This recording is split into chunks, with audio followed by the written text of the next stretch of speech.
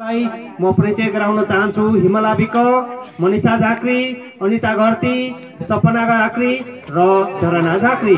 अब यो युगल नृत्यलाई सफलपूर्वक प्रस्तुत गरिदिन कलाकारहरूलाई आग्रह गर्दै म गीत छोडिदिन प्राविधिकलाई आग्रह गर्दछु।